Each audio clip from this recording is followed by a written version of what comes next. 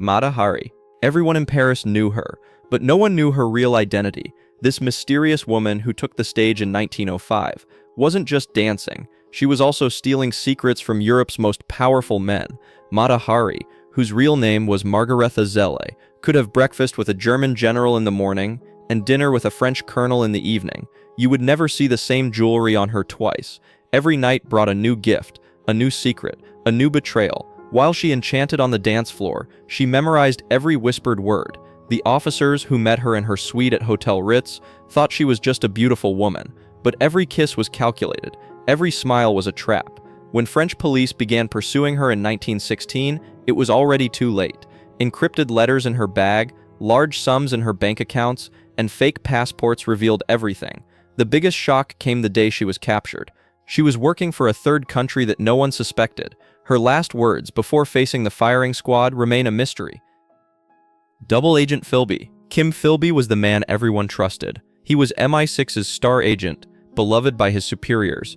Every morning he came to his London office to plan how to catch Soviet agents. He had Stalin's photo on his desk but claimed he used it as a dartboard. But no one knew that he was actually one of them. For 30 years he photographed British intelligence's most secret documents and sent them to Moscow. Moreover, he did this so skillfully that he never even fell under suspicion. He was even head of the team tasked with investigating Soviet spies. We'll never know how many of his own comrades he had to capture. When his true identity was revealed in 1963, British intelligence was shocked. Because Philby wasn't just an agent, he was also a bomb that destroyed the system from within. The story of his escape from Beirut to Moscow is a movie script in itself. Operation Mincemeat. In 1943, British intelligence was planning something crazy.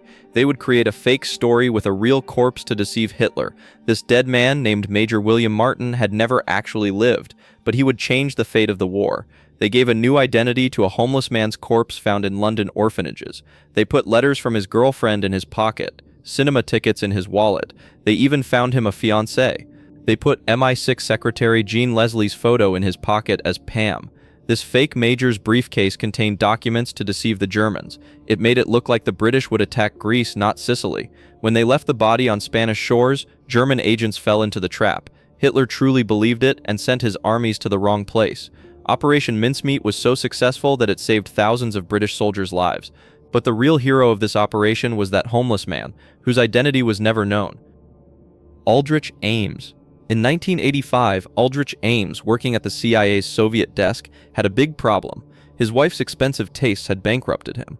But the solution was right at hand. When he started selling information to the Soviets, his life completely changed. Ames, who received $50,000 the first time, became a millionaire in a short time. Luxury cars, expensive houses, and champagne. Moscow paid generously for the information he provided, but the cost of this information was very heavy. Due to Ames's betrayal, 10 CIA agents were killed. Dozens of operations collapsed. He led a perfect double life for 9 years. He even got promoted within the CIA. The funny thing was that during the same period, he was part of the team investigating Soviet leaks. He was investigating his own crime. When he was caught in 1994, the money and luxury items found in his house surprised everyone. There were things everywhere that he could never afford on a CIA salary. The biggest clue the FBI found while following him was this obsession with showing off Enigma. During World War II, the Germans felt secure because they had Enigma machines. This device created such complex codes that breaking them seemed mathematically impossible. Millions of different combinations every day. Even Hitler blindly trusted this machine. But in Poland, 3 mathematicians, Rejewski, Rojicki, and Zygalski, decided to achieve the impossible. They worked for years, made thousands of pages of calculations. When the German invasion began in 1939, they gave their work to the British. The world's smartest cryptographers gathered at Bletchley Park. They began breaking Enigma under Alan Turing's leadership. But no one knew this. Even Churchill sometimes remained silent. Because the Germans shouldn't suspect, they had to continue using Enigma. This way, they knew many critical operations in advance, from the Pearl Harbor attack to the Normandy landing. Even when the war ended, this secret was kept. The world only learned that Enigma had been broken in the 1970s. Anna Chapman. In 2010, the FBI was watching red-haired beauty Anna Chapman living in New York. She claimed to work in real estate, but her real profession was very different. She was a deep-cover agent for Russian Foreign Intelligence, SVR. Chapman and her 9 friends had been living like American citizens for years. They got married, had children, organized barbecue parties with neighbors, but when night came, their work began. Secret radio transmitters, messages hidden in photos using steganography techniques, encrypted letters left on park benches, just like in Cold War movies.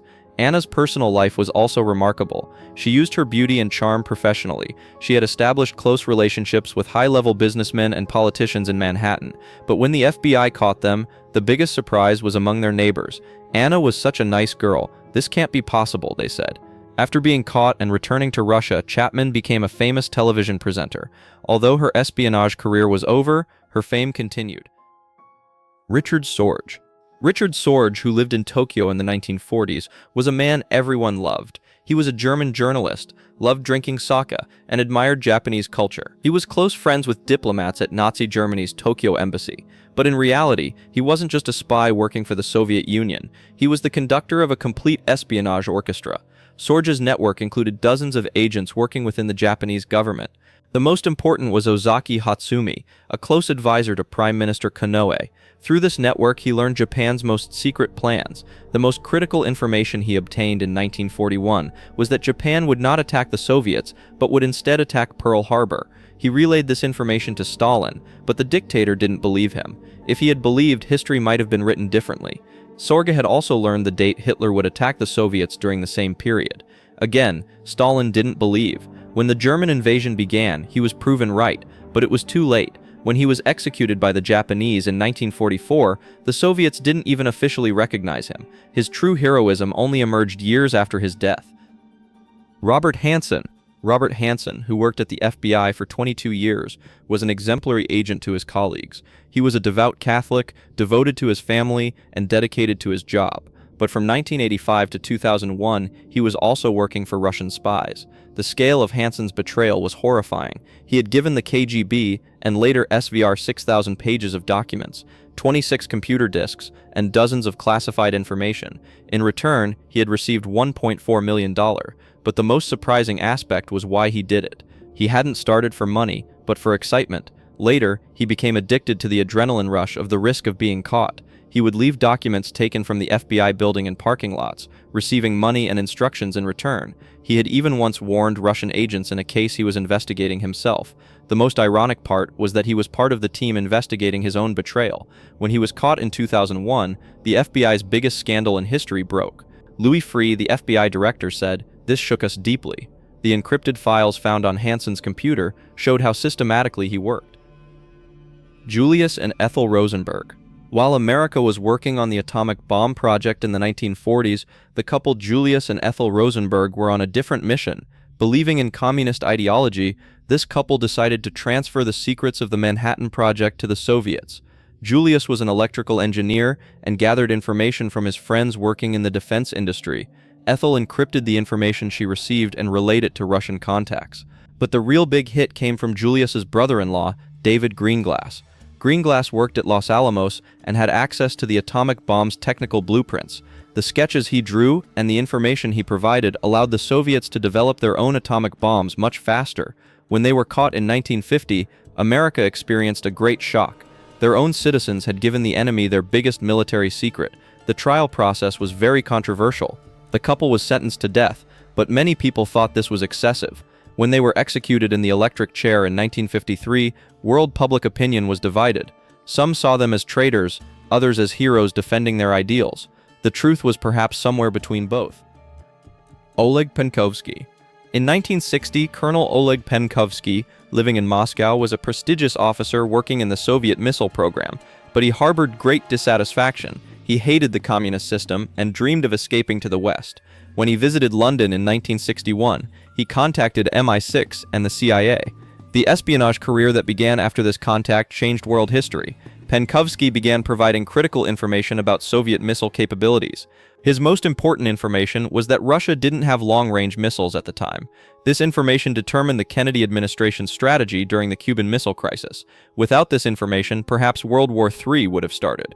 Penkovsky also transmitted the technical specifications, locations, and weaknesses of Soviet missiles. He usually relayed information through British diplomats in Moscow, microfilms hidden in candy boxes between books.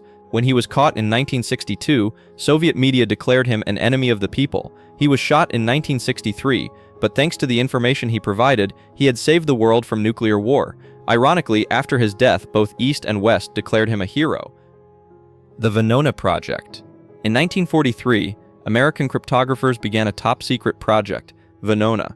The goal was to break Soviet diplomatic codes. This was so difficult that no progress was made for years. But in 1946, young mathematician Meredith Gardner noticed a small error. The Soviets had reused some cipher keys. Starting from this small mistake, he began decoding thousands of encrypted telegrams. The picture that emerged shook America. There were Soviet agents in the Manhattan Project, the State Department, and even the White House. Julius and Ethel Rosenberg's guilt was proven this way. Aldrich Ames was revealed to be a Soviet agent. High-level bureaucrats like Harry Dexter White also had connections to Moscow. The results of the Venona Project were so surprising that even the FBI initially couldn't believe it. J. Edgar Hoover used this information very carefully, because the Soviets shouldn't know they had broken their codes. The project remained secret for 40 years. When it was disclosed to the public in 1995, many mysteries of the Cold War were illuminated. Venona documents showed that there were more than 300 Soviet agents in America. Dusko Popov. When Dusko Popov was studying law in Germany in 1940, he was persuaded by the Abwehr to become an agent. But Popov was playing a much cleverer game. He immediately went to British intelligence and offered to become a double agent. MI5 accepted him and gave him the code name Agent Tricycle. The adventure that began from then on overshadowed all espionage novels. Popov lived in luxury hotel rooms, drove expensive cars, and was with beautiful women. MI5 covered all expenses because he needed to live this way for credibility. The Germans trusted him greatly and constantly gave him new assignments, but in every assignment he was actually helping the British. His greatest success was warning about the Pearl Harbor attack in advance in 1941. He had reported to the FBI that the Japanese were requesting detailed information about military facilities in Hawaii, but FBI Director J. Edgar Hoover didn't believe him. If he had believed, perhaps the Pearl Harbor disaster could have been prevented. Popov participated in 22 different operations during the war. When he wrote his memoirs after the war, he caught Ian Fleming's attention. Fleming later confessed that he was inspired by Popov when creating the James Bond character. The Walker Spy Ring. In 1967, John Walker, working in the U.S. Navy, was experiencing a major financial crisis. Divorce proceedings and debts had driven him to desperation. He found the solution at the Soviet embassy. He began selling the Navy's most secret communication codes. Walker, who received $1,000 the first time, soon realized how profitable this business was. But he wasn't working alone. He was involving family members too. His brother Arthur Walker, his son Michael Walker, and his closest friend Jerry Whitworth. They were all part of this network. For 18 years, they enabled Soviet submarines to easily track American ships.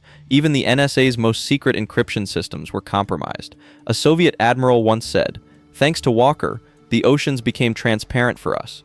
When they were caught in 1985, damage assessment began. America's naval superiority had taken a heavy blow.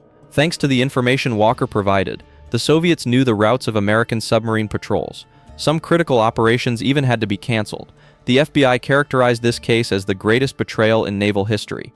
When Walker received a life sentence, he only then realized the magnitude of what he had done. Mordechai Vanunu.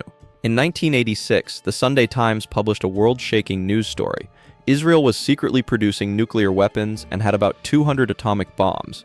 The person who leaked this information was Mordechai Vanunu, a technician who worked at Israel's Dimona nuclear facility. After working at this secret facility for 9 years, Vanunu experienced conscientious objection. He decided to warn world public opinion. He secretly took photographs, took notes, and fled to England in 1986. The information he gave to Sunday Times reporters revealed the details of Israel's secret nuclear program. But Vanunu's story didn't end there. Israeli Mossad agent Cheryl Ben-Tov, acting like a woman in love with him, lured him to Rome.